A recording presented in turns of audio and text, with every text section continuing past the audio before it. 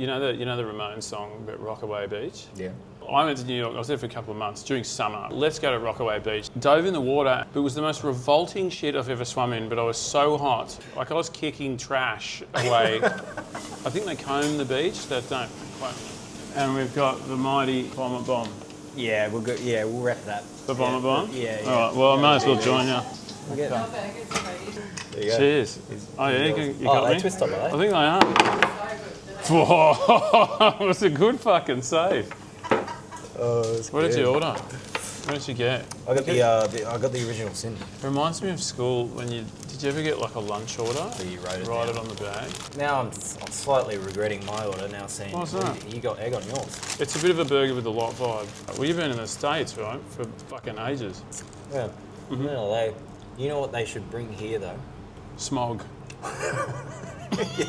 You've got that in fucking spades over there. Yeah, no. How are you finding living over in LA? I love it simply because, look, my main purpose is music in life for right now. You could be writing, you could be in 10 sessions a day if you wanted to be there.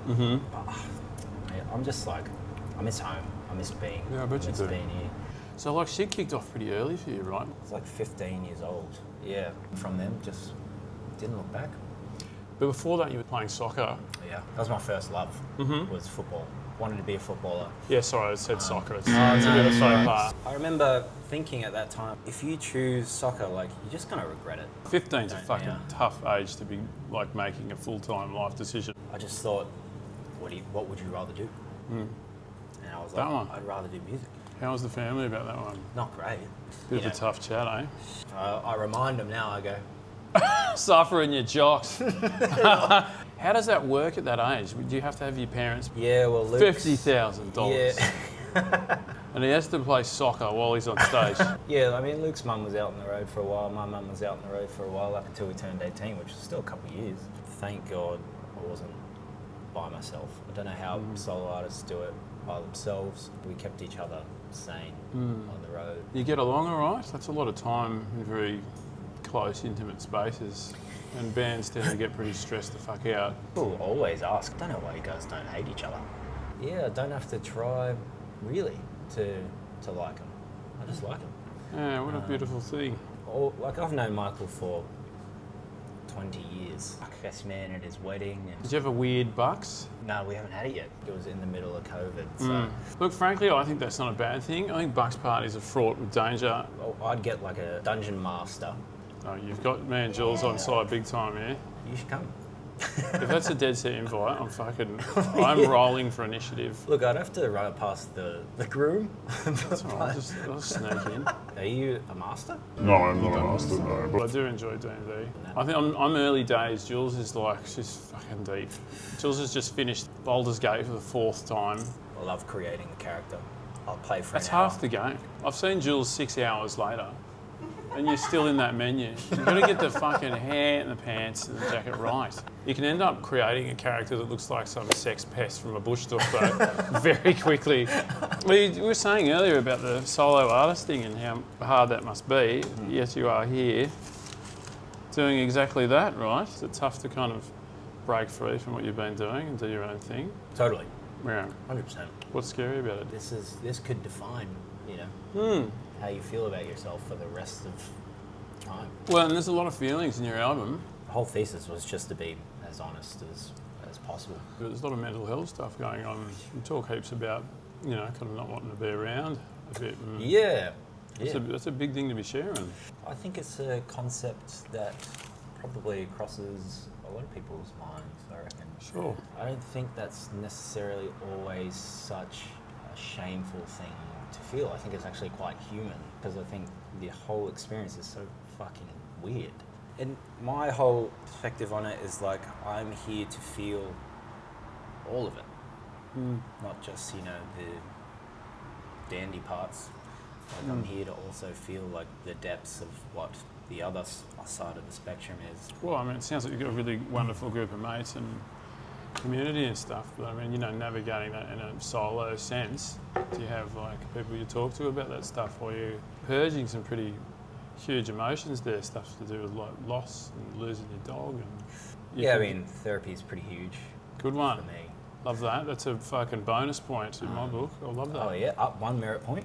It's like really lovely to hear that kind of vulnerability. I think blokes just inherently don't like that they're not good at stuff. And it was a bit difficult because I had to find the right person. It took a while and it was a little bit disheartening because I had to start from the start again. You know, you'd spend That's a it. few months with someone and you'd be like... It's not really working out. So it took me a few goes till someone and I went, okay, you're like really hearing what you're saying. At the start, I just go, here's what's fucking wrong. This. She's like, okay, let's relax for a sec. Suggest maybe why I feel the way I feel about certain things, and I go, wow, you know, that makes sense, or that doesn't make sense. Because I think it's also good to like challenge someone else's perspective. Yeah, and I think it's okay to disagree with your therapist too. I don't think like that should be the activity. I think you should be getting along. I'm never always going to find an answer to why I'm anxious or maybe why I'm depressed, but I have now found like a routine of where I'm like, I know if I do these things, I feel awful. Because I'm interested in your story too, like how did you deal with coping with depression or anxiety? Was therapy was your main?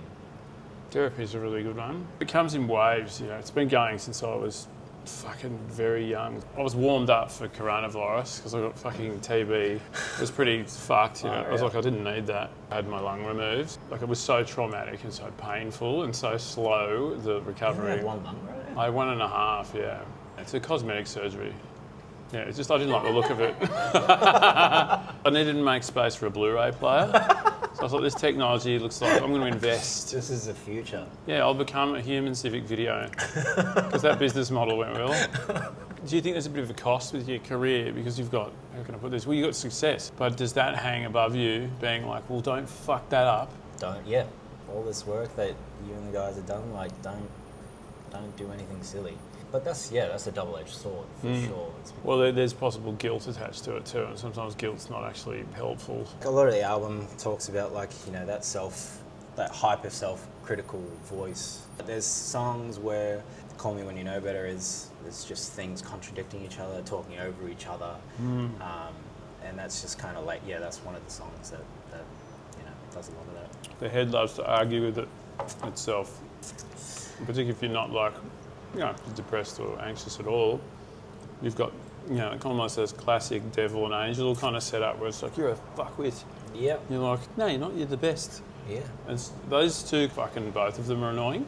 So could you just both piss off and let me be weird for a minute? I just wonder how, like, you know, your easiness, whether people take advantage of that kind of shit. Fucking magpies over there that are like, Hey man, how many followers have you got?